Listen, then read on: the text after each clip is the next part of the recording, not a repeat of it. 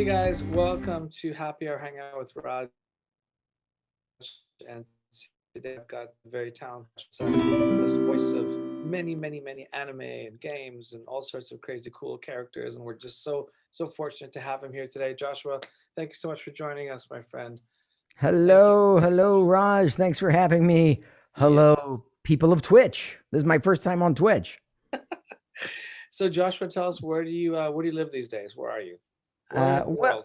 yes, as you can see, I'm in a teeming metropolis, and I had the stream that we're doing right now on the other monitor, and I'm shutting it off because it is a very Confusing you? confusing. Yeah, okay. Yes. I'm going back and forth between these all these monitors I've got here, and with the Okay. delay and everything. So sorry about that. Yes, as you can see, I'm in a teeming metropolis, brought Mhm. to you courtesy of my green screen. Nice. And Beautiful. actually, what's behind there is maybe more interesting, which is a nature preserve. I live in a nature preserve on the coast of Florida, a little place called Wow. St. Petersburg, Oh, and beautiful and place. I know it. out the window there. Actually, I was just there having a cup of tea right Mate, before this, awesome. and watching a thunderstorm roll in, and all you see as far as you can see in every direction are mangroves, and then the Wow. waters, stretching on forever beyond that. It's just very peaceful, except for the Wow. bugs and the Okay. occasional alligator that drags away a small child. But you know, Right. no place is perfect. But shouldn't leave small children out anyway, right? So, That's right. Serves them right. Where where are you coming to us from today, Raj? I'm in the North San Francisco Bay Area, up in Marin County, where our Yeah. studio is located. Okay. And Yeah, I know that area. yeah, and we just have like crazy people drag away small children. We don't have, Oh, alligators or anything they're like that. human people that are driving them. It's Yes, it's just. humans just drag them away for no reason. I will say, in all seriousness, as a parent, we were just talking before about how we both got kids and they're very time Yeah, consuming. But yeah, when yeah, they were young, I was constantly hyper aware of the fact that job number one as a parent is to keep these little creatures alive. I yeah, kept checking on them. Remember, you had the yes, monitors, those yeah, little monitors. As I was looking yeah, at it, is she breathing? I can't tell if she's breathing. yeah, And then go in, like, listen, try not to wake them up. yeah, It gets yeah. easier. Yes, as Yeah, they. and I used to get freaked out with those parents that had those little leashes when they went to malls. So I was I like, never did that. That's horrible." And then I was like, "Geez, I wish I had one right Yeah, now." right. My kids are or pulled me or in different microchip directions. them or something so they can't wander off. Yeah, Actually, actually, they have almost that, which are these little gizmo watches that I got for my kids. So if they got the gizmo watch on, they can call you yeah, if they get lost. And for anybody that doesn't have a kid that's out there, yeah. they're bored to tears by this conversation. So we should probably move on to anime Yes, or yes, something. yes. All right. But So anyway, long story short, that's why I live out here, because when I was in Los Angeles for my career, my voiceover career, I yeah, was working all the time. When I wasn't working, I was in traffic. I was yeah, never home. yeah, Here, here I'm home, especially this last year with the pandemic. Lots of yeah, quality time. yeah, yeah, Lots of quality yeah. time. I know it's amazing. I moved here from Tokyo. Spent half my life in Tokyo. It was the same thing. It was like I was either on the train or I was working, and I would never be able to spend this kind of quality time. So moving up to Northern California just means I've got quality time, and Yeah, nowadays it's just all about the time. Spending it's a time with friends. non-renewable resource. Exactly. The Exactly. faster that you can get good at the thing that you want to do, the more rewards you will get for it, and the more time freedom you can create. That's how I Correct. look at it. Is just Yeah. figure out what you want to do, how you're going to help people with that, so that you can get Yeah. remuneration, and then and then there's it.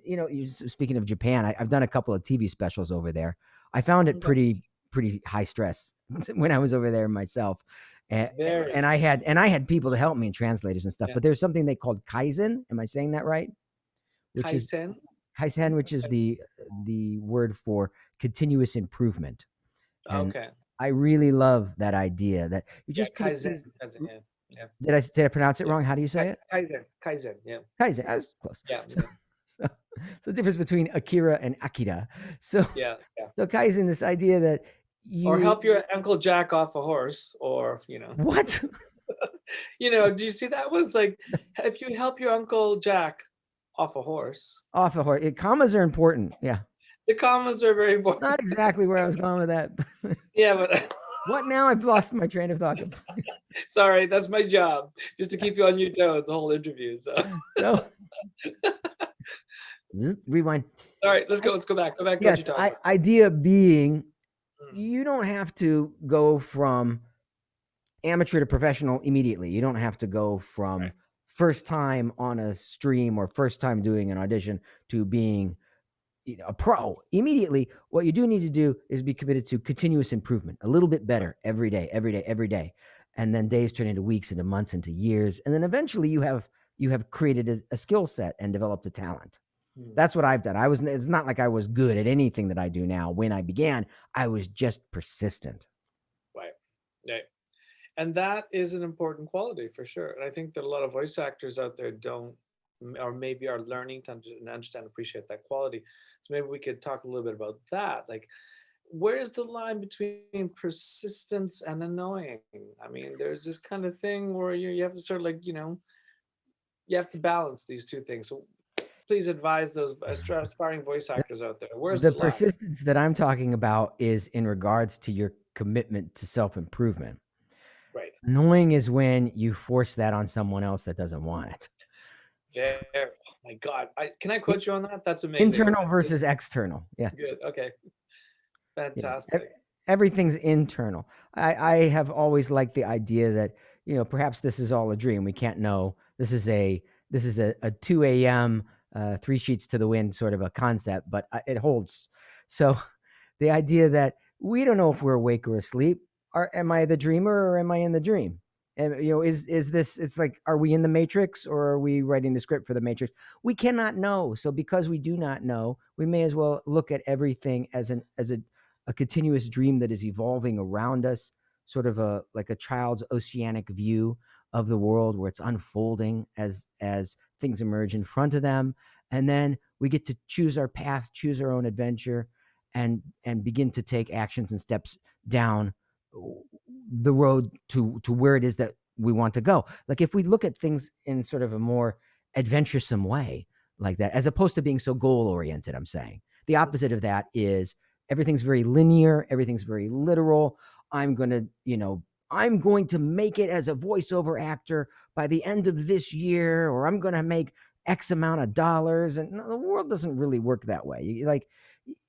That is a misunderstanding of goal setting, is to try to put a time or a dollar value on it. I much prefer the more inflow creative process of, I'm going to achieve mastery in this area, and I'm going to take steps to get a little bit farther down that path every day. That is a fantastic. Everybody out there listening right now, please take that in. That's the best possible advice any dad or anybody could give to anybody. Don't focus on these exterior things. Focus on mastering what you're doing, right? Being passionate in the moment, what you love. Do what you love and do it the best you can possibly do. That's great advice. There's so many people, I mean, from so many people in the art world. I mean, I always hear students asking, how did you sell yourself, or how did you become what you are? How did you get there?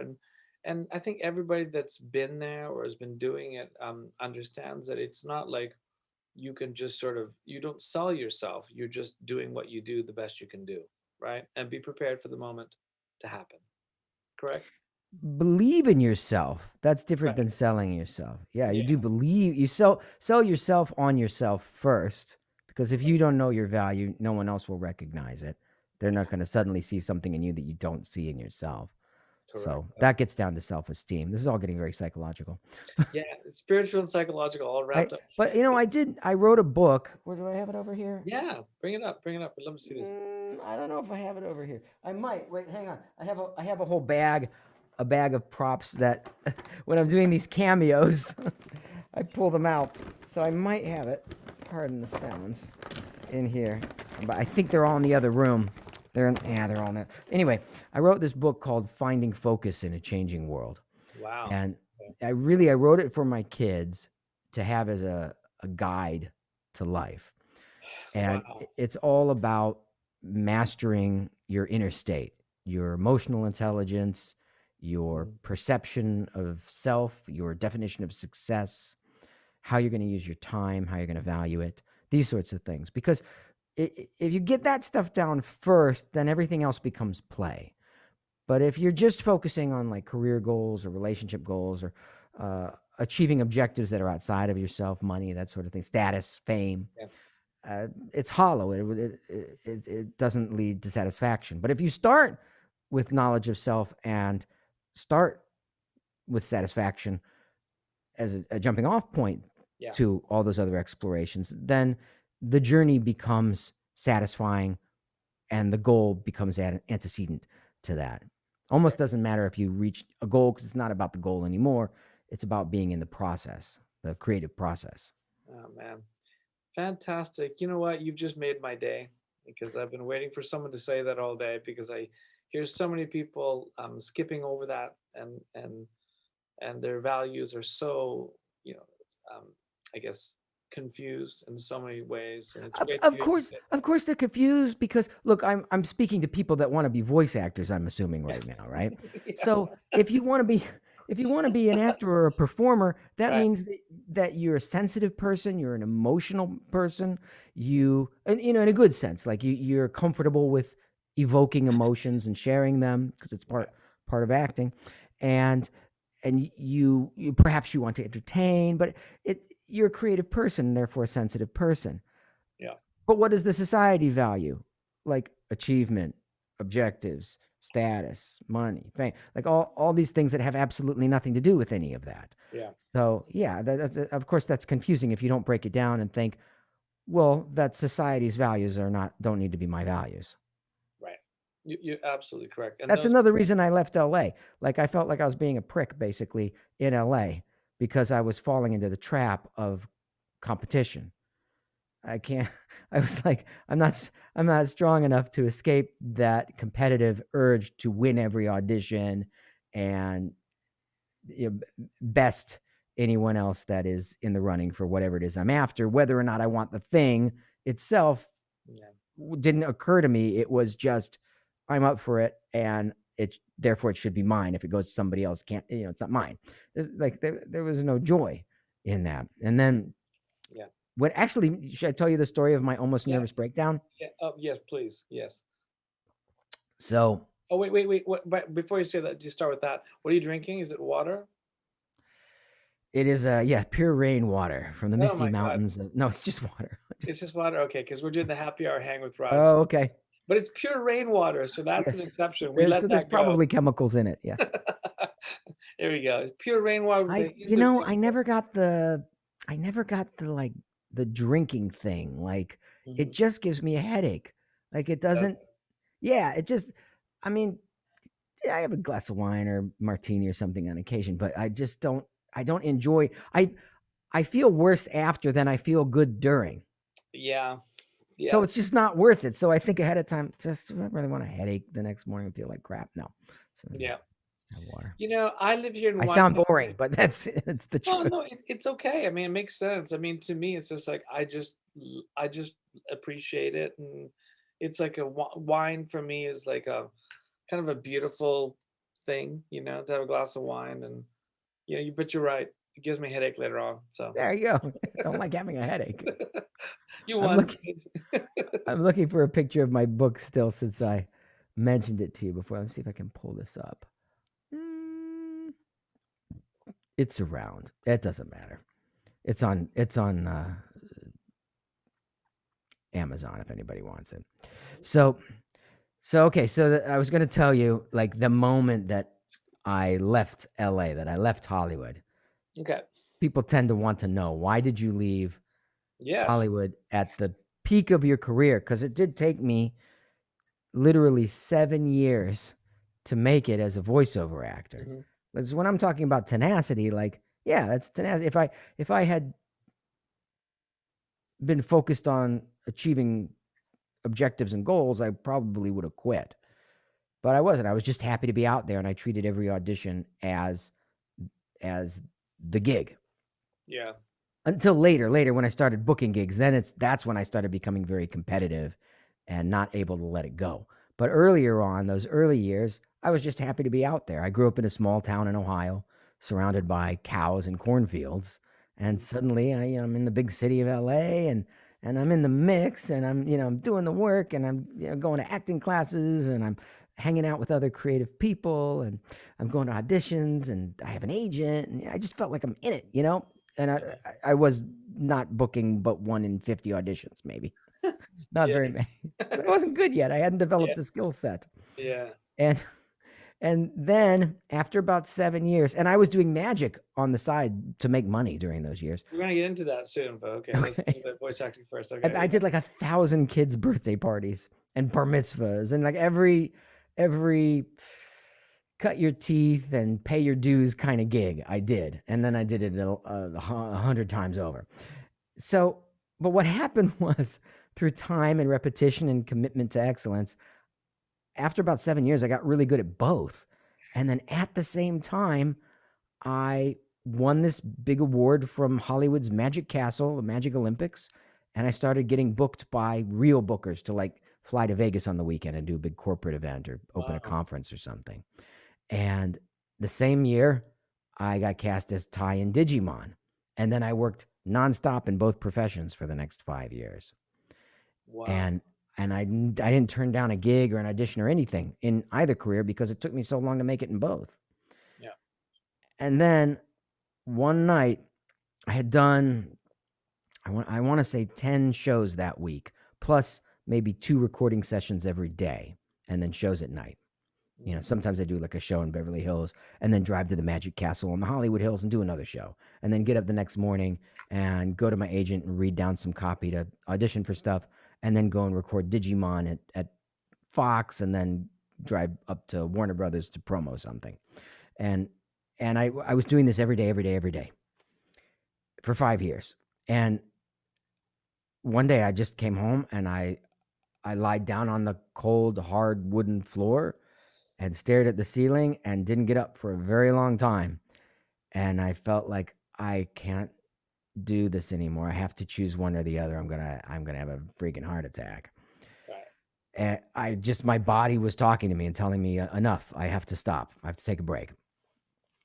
Maybe I should have just taken a vacation, but that did not occur to me. Yeah.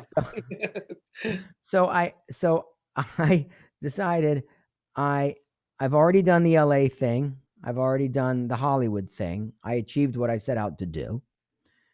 I haven't done the road. I always wanted to be like a road comic and go and perform in theaters and clubs and venues all around the country. Ended up being all around the world.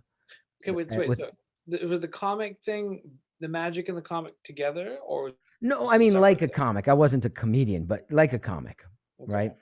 I Okay. wanted to live that life. I wanted to experience what it was like because I had just spent 5 years every day in a soundproof booth Hmm. in a recording studio Yeah. and with no feedback, no audience feedback. And my background, we skipped over that, but I did 8 shows a week for 10 years in professional equity musical theater for touring Broadway shows. And from the time I was 8 to 18, I was used to having that audience feedback. Yeah. And I could still hear it in my head. I could still use that for pace and delivery in the recording booth, the stage time that I already had.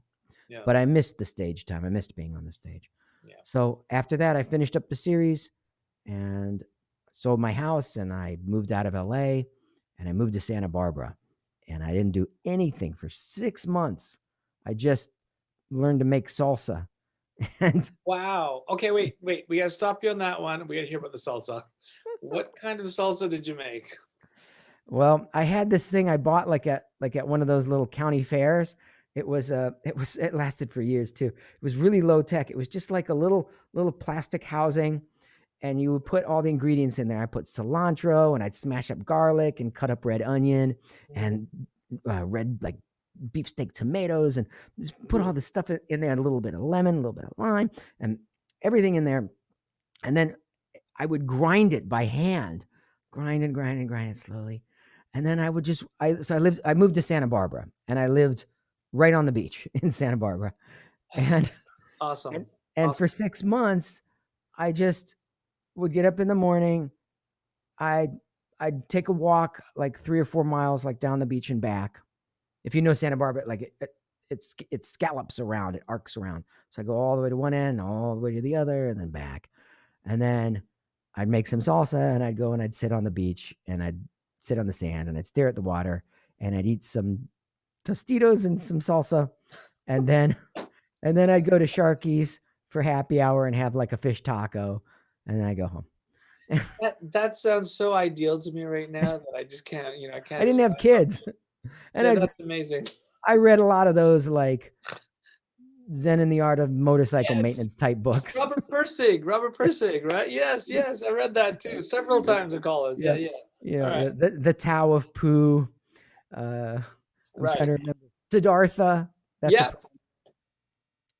and these sorts of things. Just kind of got back in touch with myself. You know, And yeah, sorry, go. Sorry, I gotta cut you off. Go ahead. oh, that's all it was for 6 months. And then somebody came up and said, shook me and said, "Wake up! Like you can't do this. You're not done. Like you're young. You have to do something." How old you were, if you don't mind asking, were you like pre-marriage? Pre-marriage. 34. Was it okay? Yeah. I You're was young. 34. Quite young, yeah.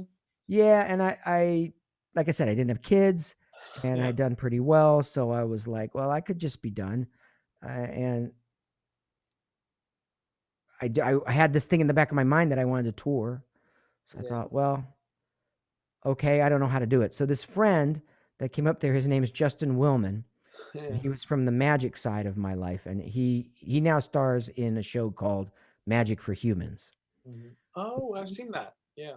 Oh, he's great. He's great. He's just On he just Netflix, right? he just floats between raindrops, and just everything he touches turns to gold. He's just I don't mean to minimize the work that he does. It's just that like everything I've ever seen him do, he's excelled at and just been excellent at. And everybody wants to be his friend and around him. He's just fantastic. Like I can't build him up. It would be impossible to build him up too high as a friend and a human being and as a magician. He's just a great friend for 20 years. But especially like I'm singing his praises now because at this part in the story, uh, I was sort of in a pause. I didn't know what to do. Mhm. And I wasn't even really looking for something to do, but I had to do something. And he said, "Well, I'll hook you up with my college agent and you can go on tour with me."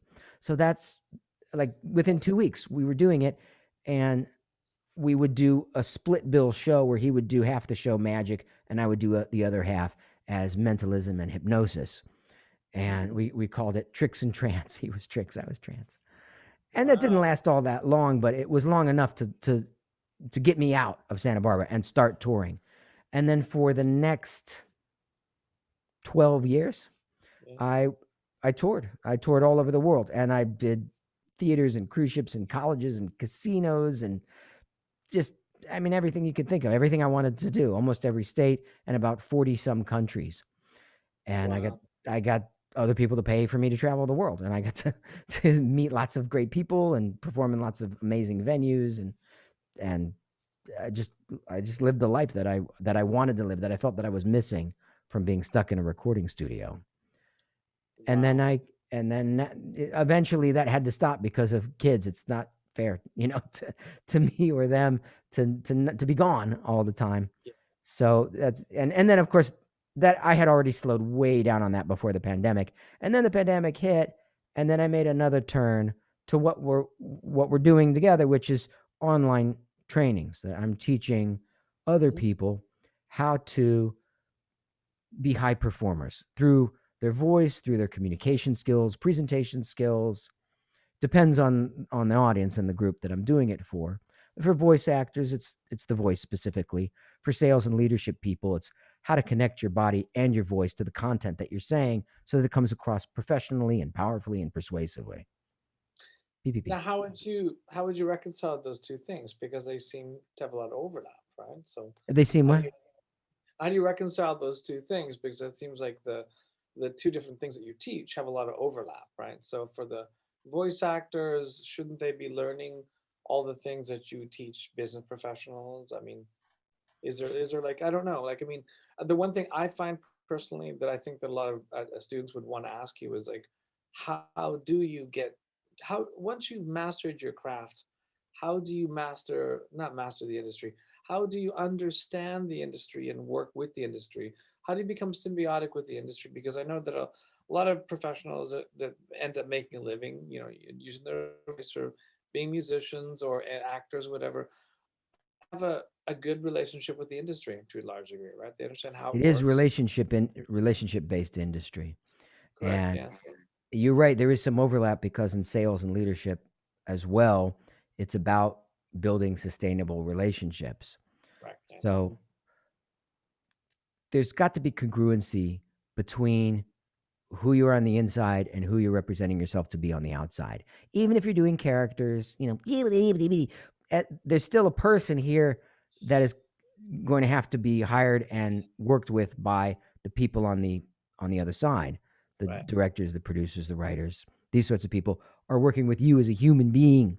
So you have to have integrity, you have to be prompt, you have to be professional, you have to be courteous and kind. This is the case in any profession, and you can't be the diva artist that's only concerned with quality and not interested in collaboration, for instance. And it Yeah. does take time to develop those relationships, but it's so rare to find a person that has both the talent that has been developed as well as the business acumen to be able to converse in a collaborative fashion Right. where it's a pleasure to work with them.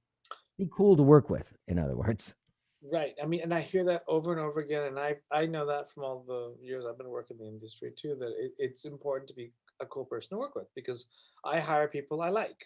That's the way it works, and people hire me because or they work with me, become my client because we have a great relationship, and that's really important. So maybe you could expand a little bit on that business acumen because I know a lot of voice actors out there maybe intellectually understand that, but they emotionally don't understand how that works for them or how it should work for them with clients. How to develop the relationship with clients. I think there's a lot of fanboying out there, fangirling out there, and there's a lot of like sort of misunderstanding of the relationship with people who are your potential clients because they should you be your friends, correct? They should be your friends too.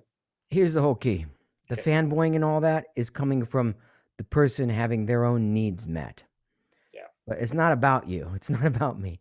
It's about the other person. Right. Always in every relationship. Think of your personal relationships. Yeah. In a love relationship, it's not about what you can get, it's what you can give to the other Correct. person. If Very you're good. Awesome.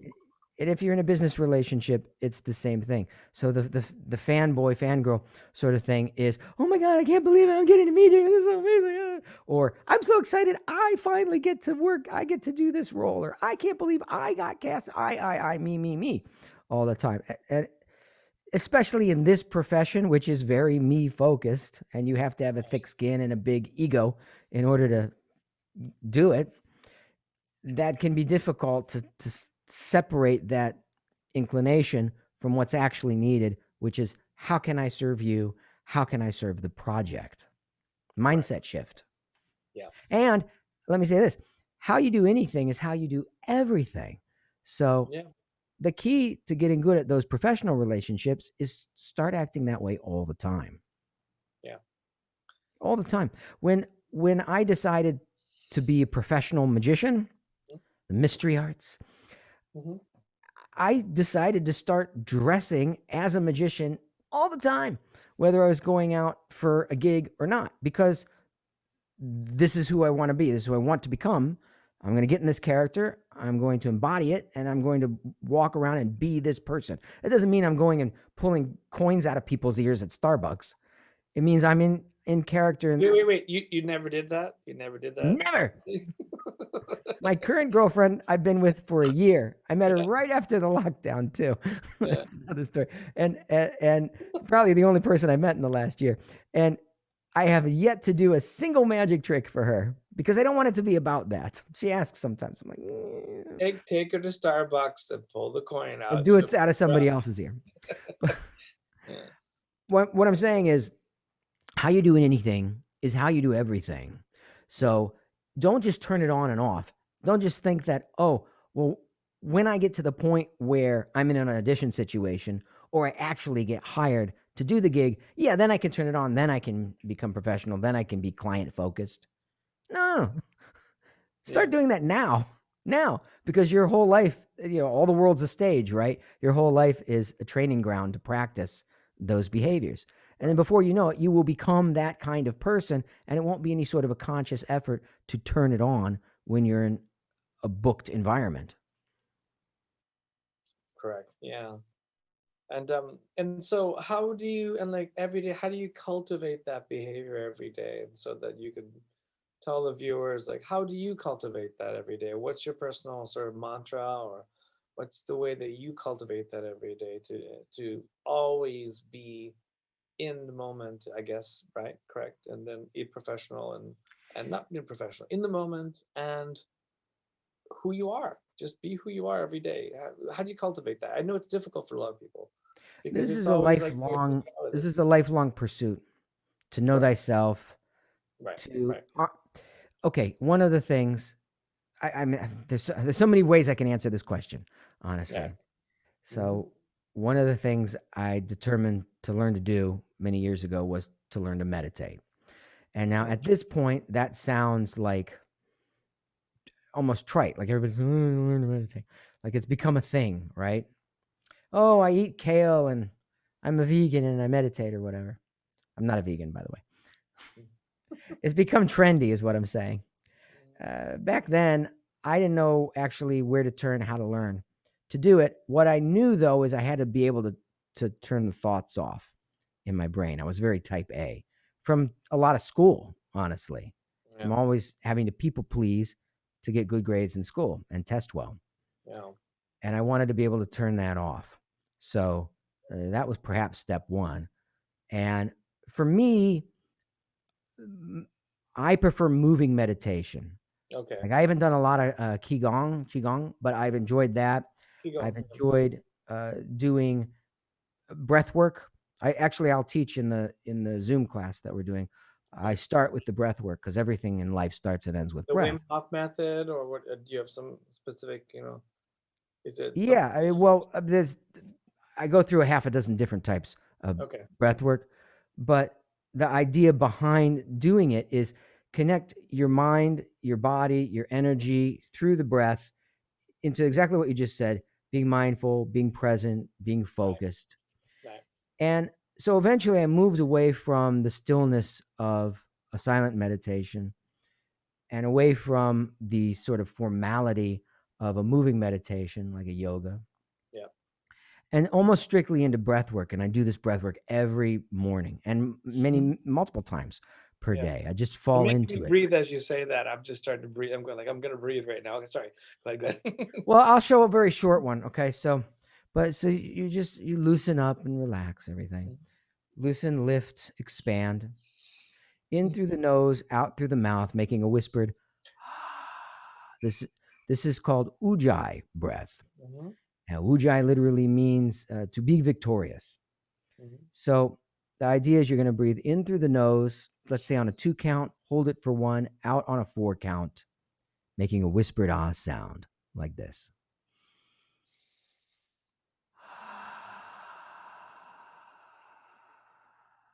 You don't want to push it. Should sound like your ear is up to a conch shell. I'll do it again.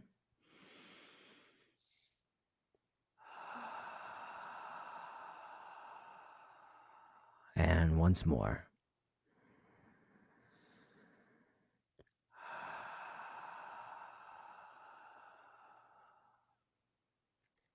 Now, you should feel naturally your voice is placed better. There's more resonance in your chest. Your throat is more open. There's more oxygen in your brain, so you have more energy as well. Do you feel any of those effects? I do. I feel them all. And we didn't do a full session or anything. That was just a quick hit. But Fantastic. that was perhaps step number one. And it's being an artist of any kind is a pursuit of truth and beauty and a commitment to reaching toward an elusive desire for the perfect painting, the perfect performance, what have you, that you'll never reach. You'll Yeah. never get there. So there's an element of dissatisfaction that's always in it, but Yeah. but a euphoric joy in the pursuit. Yeah. Yeah. Oh my God. Thank you so much. That makes me feel so much better today. That's fantastic. Yeah. And for everybody out there, please listen carefully. That is so important. It's true. It's the pursuit, right? It's not the end result. It's the pursuit of I everything. don't like talking about all the surfacey stuff. I know what people typically want is how do I get an agent? How long should my demo be? Okay, yes, I can answer all these. I mean, there are answers to these things, Okay, but it's man. very much putting the cart before the horse. Yeah. Yeah. And teach people. No, this is awesome. I just think it's fantastic. You've got a great philosophy and a great way of looking at it. And I noticed that a lot of the best artists, not the best artists, the most enlightened artists out there now. How should I frame this? The most enlightened or the most self the happiest artists out there are the ones that understand these basic principles, right? Understand that it's about the journey, it's about your self awareness, about growing yourself more than it is about getting the right agent and getting these big jobs. Yeah. Oh, yeah, Great. yeah, yeah. Now, I don't know if that necessarily makes you happy. Yeah. That part, I'm not sure. Yeah, yeah. It may not make you totally satisfied, but Yeah, uh, but sorry. this is the wrong profession for that. For Yeah, just like contentment. But that's also is it's that something to be cool. valued? It's like comfort, okay? Sure, comfort has its place, but if you value comfort too highly, then you won't take chances. For Yeah. instance, if your objective is just to be happy and satisfied and content, what is there to strive for? Well, yes, yeah. But you have to be happy and satisfied and content happy, satisfied, and content in the process. Or Yeah. right, right, Yes, right. just in the process, Yeah, not in the the end. final thing. Yes. Yeah, yeah, So many times after a show or even after a voiceover, sometimes I thought, yeah, I don't like the way they directed me, or I don't like, I never was dissatisfied with my performance, but I just, sometimes I thought, well, there's just no way this is going to come together well. And I'd put down a pseudonym, and then sometimes I was, because I didn't want to put my name on the project. I've been in so many more projects that I'm credited on, because I yeah. wouldn't always use my name because I got annoyed that I didn't like the way the director was directing the project, or I would Right. read through the script and I would think, this is crap, like and then but the thing is, the actor doesn't know. I didn't realize this till later. There's so many moving parts, and you just don't know how it's going to come. Sometimes the thing you think is brilliant while you're doing it doesn't hang together in the final cut, Yeah, and yeah, is forgettable. And then other times you think, well, what am I doing? This is nonsense. Why are they directing me like this? And then you see it afterwards and you realize, oh, I didn't have the bigger picture. So I figured that out many years later, but it's too late. yeah. I mean, and that's true for a lot of. That's a great point, actually. Voice actors don't understand that. I mean, in post production, a lot of things change. Yeah, A lot the of things. movies are made in post. They're made in Yeah, the editing. yeah, right. And that's And every, most of the time. yeah, A right. lot more than the couple hours on a mic. Sometimes I'd go in and people will ask me these things. In episode 37 of season 6, blah, blah, blah. I'm like, I don't know. Like, I never saw the script before. They hand me the script. They go, beep, beep, beep.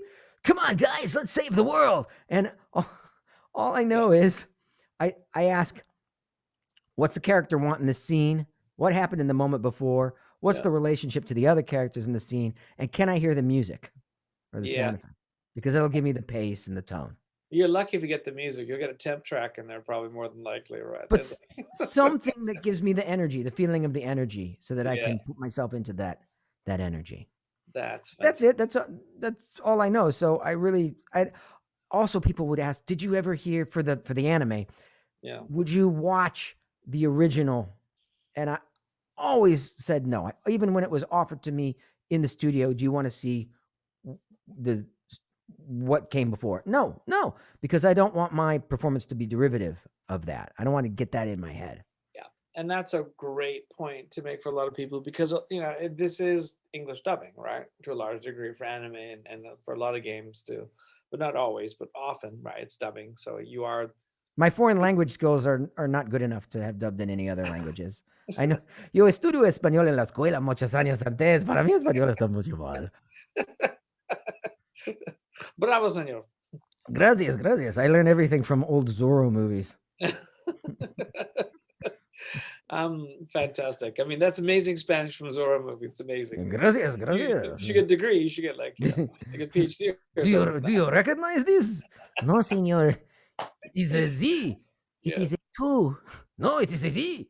Hey, And he threw my daughter is learned in the school. She says it is a 2. It is a Z for Zorro. Oh, he's a Zorro, senor. yeah, Antonio Banderas is one of the best voice actors out there, if you ask me. The guy is Antonio Banderas. Oh, amazing. I was going way before they Antonio. That's a good movie though. I was doing I was doing a deep cut. I was doing Zorro the Gay Blade, which is the funniest Zorro. And George Hamilton. It was the George Hamilton Zorro that I was just doing. Yeah. I don't know if that would make it now. Like perhaps it's not politically correct. I haven't seen it in decades, so I don't know if that's a good reference or not. But at the time, man, that was a hilarious movie. I mean, I was watching Blazing Saddles late one night, and I was going like, God, it was like late at night. I couldn't sleep, and I woke up and Blazing Saddles was on. I was like, oh my God. And I actually turned on the TV. I never turned on the TV, but it was like, one cable channel. I just happened to come across Blazing Saddles, and I was like, wow, I don't know if that would work these days. Would it? I don't know. A lot of stuff wouldn't. Okay, here's the thing: the woke people. I have nothing against the woke people because you're coming from a good place. The place of let's be kind to all people, right? What does that mean? Woke. You're awake. You're woken up to these. That's a good thing. It shouldn't be derisive.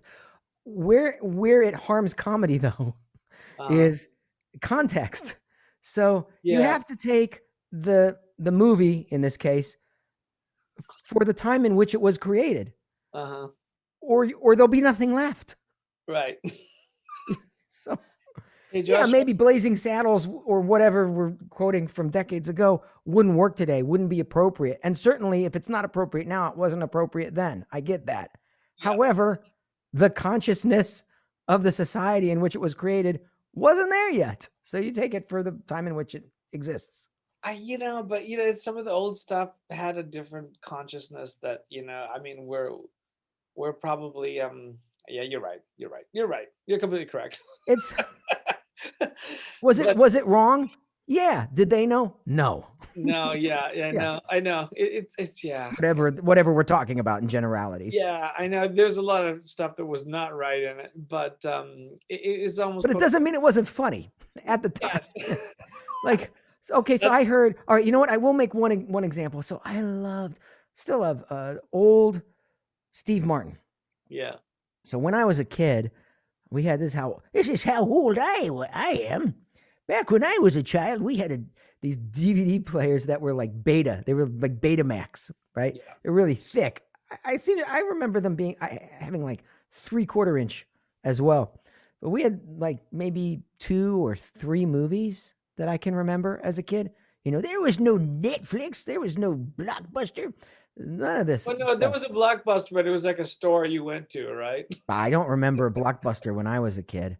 Oh, really? You don't remember Blockbuster Video Store? I grew up kind of in the country in Ohio too. So it might have existed, in the cities. Not where there was no Blockbuster. Not in college. I remember seeing stuff like that, but not when I was a kid. So we had like 2 or 3 movies, and I'd watch these movies over and over. Yeah. One of them was the Bob Fosse story. Why this one? I don't know. It was called All That Jazz.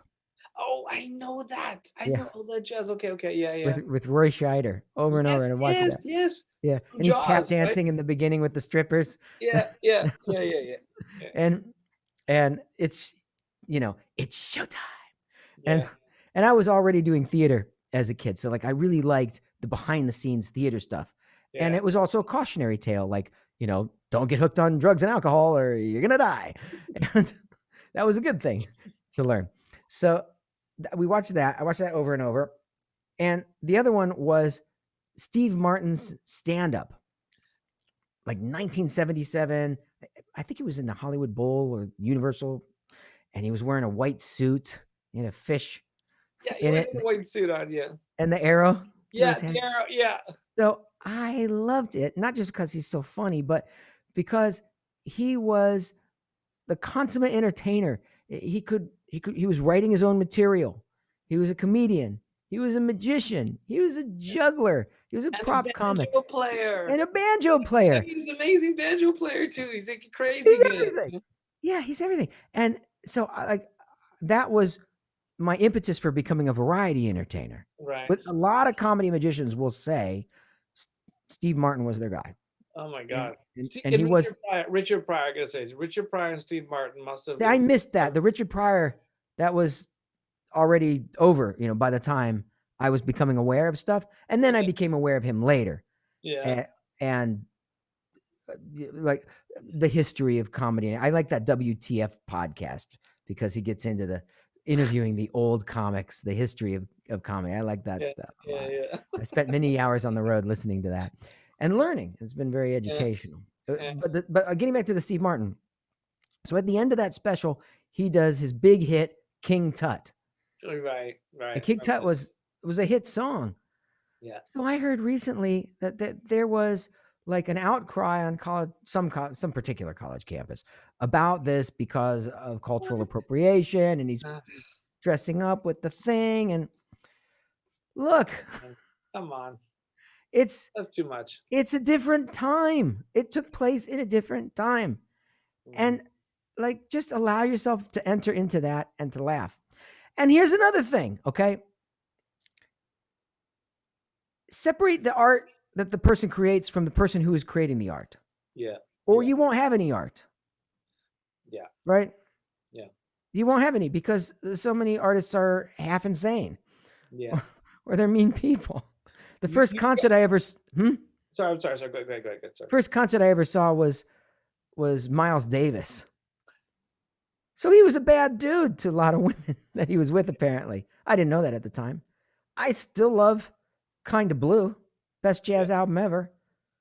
Am I going to not love Kinda Blue because of what he did, outside of playing the trumpet? Yeah. No. These are two separate things. The thing that you create. So now I want to tie that together to what I was saying before. For sure. Yeah. About that your performance is an extension of you. And before you work on the business side or even the craft, commit to working on yourself. How do I square that circle? Because those people, they were unhappy or they got addicted to drugs and alcohol, which perhaps because they were unhappy or they lived unnecessarily short lives, right? The art was a cruel mistress and eventually they suffered for it as a person. Yeah. But that doesn't have to be the artist's journey. The artist's journey can be a heroic journey of self-discovery and the pursuit of truth and beauty for yourself, from which emanates the performance that you give. And when you can combine that together and create symmetry between the inner state and the outer state, then you're on the hero's journey. Then you're in the journey of self-discovery, and that comes out through the performances that you are giving. So commit to honesty and integrity and transparency and openness and experiencing your emotions and sharing your emotions with other people will make you a more interesting person, make you a better performer, and make you happier and live a longer life. I love it. Can we quote you on the hero's journey? Because I love that way of framing it, the hero's journey. That's a great way of thinking about the whole artistic expression and progression, correct? We all think we're on the hero's journey. Joseph Campbell says in Hero with 1,000 Faces, everybody's a hero of their own story, of their own life experience. Yeah. But that doesn't mean that they're taking the heroic path. To commit to an artistic endeavor, to commit your time and your treasure and your energy, or your life to the pursuit of achieving excellence in any art form, whether it be voiceovers or on-camera acting or writing or music or art, sculpting, pottery, anything like that. That's heroic because there is no guarantee of any positive outcome, yet you are committing to the quest. You're going on this quest, even though the outcome is uncertain, even though the dangers may be many and the rewards may be few. You do it anyway because you're committed to that process, which is ultimately one of self-discovery and then sharing what you discover through that art with others. Fantastic. Now, would you be willing to take some questions from some of those heroes out there that are on the quest? Sure. All right, guys. Heroes out there, can we get some questions? Come on, guys. Here we go. I know you're out there. You're all. I can see you guys all chatting. So questions. We got a Q and A. What was the most fun you had voicing Ty during your 20-year Digi legacy? A couple things come immediately to mind. One was doing the original Digimon the movie. And that's because I'm good friends with the director, Jeff Nimoy. We're Mm-hmm. still friends. No, And any relation to Leonard Nimoy? yeah, he's Leonard Nimoy's cousin, like they're cousins, or they were Oh my cousins. god. Yeah. Oh my god. Okay, So fantastic. he All right. wrote a lot of funny characters, and he was just a great director, and he was an early champion of my voiceover career Mm-hmm. as well. So we had a good time because he was my director for that movie, but also because there was a budget, so we had a lot more time to work on it. It wasn't a matter of just going in for a couple hours and knocking out a bunch of loops and getting it done. Like we we had revisions. We went back and re-recorded stuff. We had production meetings and talked about, how we wanted certain scenes to go. Mm-hmm. And we had craft services. So they'd ask us what food we wanted for lunch and then they'd make it or they'd get it. That was the first time. That was a great experience. But then Okay. another one was actually just recently going back and voicing Kahuna, the Kahuna. Yeah. That's Digimon Goes to Hawaii. Okay. The Kazuna. Okay. Digimon Okay. Kazuna is what I meant. Just last year, flying out to Los Angeles and recording at the very beginning of the pandemic, where nobody knew what was going on. Everybody was like, okay, here's the script. Don't touch it. Don't stay away from me. I don't want this thing. And it was just it was exciting. Maybe fun is the wrong word, but it was very exciting because we felt the sense, the weight of the world of what was happening outside on us. Like we had to get this project done because then I'm going to fly back home to Florida and that's it. Like we didn't know if the airports would be shut down. We thought they would be. While I was out there, all the restaurants shut down. Gavin Newsom shut the restaurants and I'm in a hotel in Burbank. Actually, when I landed, I checked in. I used to live in Burbank the whole dozen years that I was out voicing in LA. I was living in Burbank. And so I knew all the old restaurants and I wanted to go and walk and see the sights and eat the food and be in the place, right? Mm-hmm. And this place is closed. I'm thinking that's weird. And this other place is closed. What is it? Is it too late? No, I don't think so. I'm walking down the street and like, wait a second. Did all these restaurants go out of business? Because there's signs everywhere and they're all shut. And then I realized nobody's on the street. And there's a mall at the end of this main street in beautiful downtown Burbank. And the mall is shut. What is going on? Now, realize nothing had shut down yet. This is the beginning of the pandemic. This is March of 2000. And then I read one of the signs and it says, it's closed by order of the governor or whatnot, that all these restaurants are closed. And then it hit me. Oh, well, I wonder if am I going to have to rent a car and drive 3,000 miles home? Like, are the airports going to be closed? I ate dinner out of a vending machine in the lobby that night. And the next day, then I get to the recording studio and they're like, there's the script. Go on the other side of the glass.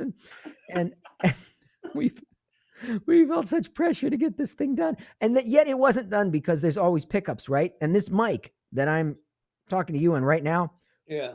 from this studio and this mic, I recorded lines for Digimon Kazuna from home because I couldn't get back out to LA because by that point it had hit. Wow. Well, amazing story. And could you have time for a couple more questions before we end up tonight? Okay. And so why did you get into voice acting? Interesting question. Why get into voice Actually, I have a good answer for that. So, familiarity. My dad was a radio psychologist, sort of like Frasier. Okay. Yeah. Uh-huh. Yeah, sort of like Frasier, but before Frasier. Mm-hmm. And so sometimes I would go and sit in the recording studio at the radio station. When I was in junior high and when I was in high school, many times I would go and sit in the radio station on both sides of the booth, sometimes next to him while he was recording, sometimes in the control room. And later on, I went to a film, television, and radio program at New York University at what's called Tisch School of the Arts in Manhattan. And I mentioned earlier, I'm from a small town in Ohio, didn't have any connections in Hollywood nor New York City, just knew that I wanted to be in the performing arts. So I got into this great performing arts college, but everything was very unfamiliar to me. I remember feeling very lonely when I first got to New York City, surrounded by people on Fifth Avenue, people going places, with things to do and knowing what they're doing.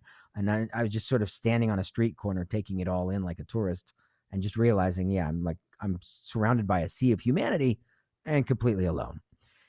And then I walked into the radio station, WNYU, New York City. Oh, okay, this is home. I know this. And then I didn't feel alone in New York anymore. I felt connected to my history, my family, my childhood. And I got my radio license there, and I learned to work the carts, and I learned to put on the records, and I learned to read them in. And I also learned that nobody was supervising me because my show was on late at night, like 1 a.m. So I started doing prank phone calls to myself. Yeah, hello, young man. Could you play some klezmer music? Man, this is a college radio station. But the young people, they need to learn about the klezmer. Oh, I'll see if I can put it in a rotation. And I did all these voices just to amuse myself. And before I knew it, I had a demo with a couple of hundred voices on it throughout my college radio career. And this is a big station, 50,000 watts going out to 4 states. So it was good quality tape. And I sent it out. I sent it out to days. I remember those days. Okay, keep going. Actual tape. Yeah. And I sent it out to one agent, Charlie Adler's agent in Hollywood. And I got an agent from it. And then I went out there and I met him on my first day. And I met Bob Bergen on the first day, who was also at that same agency. A couple other heavy hitters, and they were all very kind and very welcoming and very supportive. And then I was like, well, I made it. I have an agent now. I'm a voice actor. Little did I know it would take years. And that's why I started doing the magic on the side, because I didn't want to get a job, because a job would keep me from being able to take an audition, right? What can I do? Yeah. I was like, what can I do so that I could remain a voice actor while I'm waiting for these auditions? Sometimes a month would go by before I'd get an audition at first. And then I wouldn't get the audition, right? Yeah. And well, I knew how to do magic. So I was doing, and then I ended up building my own company. And then I ended up hiring 20 of my friends, 20 other people to do other gigs. And then I ended up booking thousands of shows over years, but this is another story. And then and then over the course of 7 years, I got a skill set in both areas. Now, it doesn't need to take that long. It just took me that long. Right. One of the reasons I enjoy teaching other people is because if they would listen to me and do what I'm telling them to do, get out of their own head and just do it. It wouldn't need to take 7 years. I cut this learning curve down to months, cut it way, way down, because I'm the voice of experience at this point. Right. Okay. Well, that's a perfect segue to what we want to talk about, your workshop coming up. The perfect segue. So tell us about your workshop. How are you going to help those people segue into this and get into this wonderful headspace you've been talking about? Because it's amazing. I love it. I'm just like, oh my God, this is fantastic. I could talk to you for 2 more hours, but I'm not going to do that to you. I'm going to let you talk about what your philosophy is to get people into this amazing headspace that you've got. Sure. It actually, we only spend the very beginning part of it talking about that stuff. Okay. But it's a small group setting. I've been doing short form voiceover workshops through Zoom since the beginning of the pandemic. Right. And so I've gotten very familiar and comfortable with the technology and this dynamic. But this will be the first time that I've done a long form. I think we're doing 4 hours, right? Yeah, we got 4 hours going on. A long form one. So what I'm intending to do is take a lot of the ideas that I've been stepping the students in the short form Zoom class through. I step them through this over the course of months. Like we would work on commercial copy 1 month and animation copy another month, and then vocal inflection and vocal variety and the building blocks of voice and how to use your voice on another month.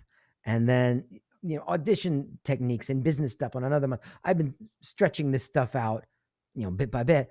Whereas in this workshop, we're just going to run it all down and do it all. So 1 hour would be all about the building blocks of voice. and Right. how to deconstruct the use of your own voice and think about the different ways in which you express yourself so that you can have a more authentic sound, so you can understand what your own sound actually is. Because I remember at first not really knowing what my own voice was. I realized it was, we all put masks on over time. You know, am I, when I see you, am I seeing you, or am I seeing the representation of you that you want me to see? Right.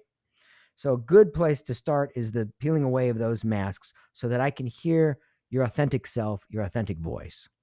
We talk about that and do some exercises in order to achieve that as close as we can in an hour, and then apply it. And then apply it with commercial copy in 1 hour and the creation of characters, how to create characters, how to find characters that work for you, what a money voice is, what your money voice is, that sort of thing. And then apply it to animation copy.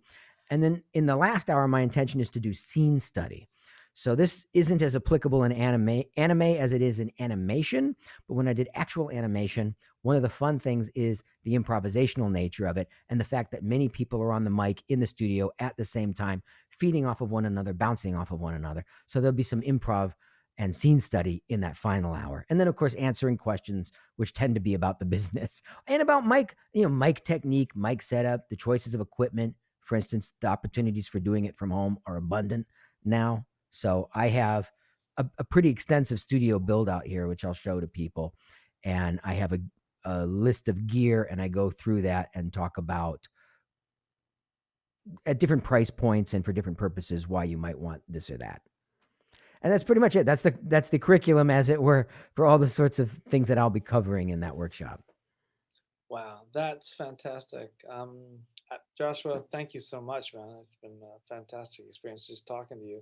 And You too, mainly, Raj. This is my first time on Twitch, so thank you to everybody for listening in and giving me this opportunity to wax philosophical a little bit about voiceovers and performing arts. And remember, voice acting is acting, kids. Voice acting is a very rarefied form of acting where you have to express everything that an actor would do using their whole body, but only with your voice. wow, So that's a skill set that you can learn to put all of that emotion into your voice so it is just as interesting and compelling as it would be if you were live and in person with the benefit of body language. fantastic. Okay, man, I'm gonna let you go. I know we've had an hour with you, and that's more than enough time to encapsulate your fantastic philosophy of everything. We got everything in an hour. It's amazing. Right on the money. It's All like a right. hit Thanks, story. Hit guys. story. Mhm. Thanks for having me. Okay, take care, Joshua. Thank you so much, brother. Bye bye, everybody.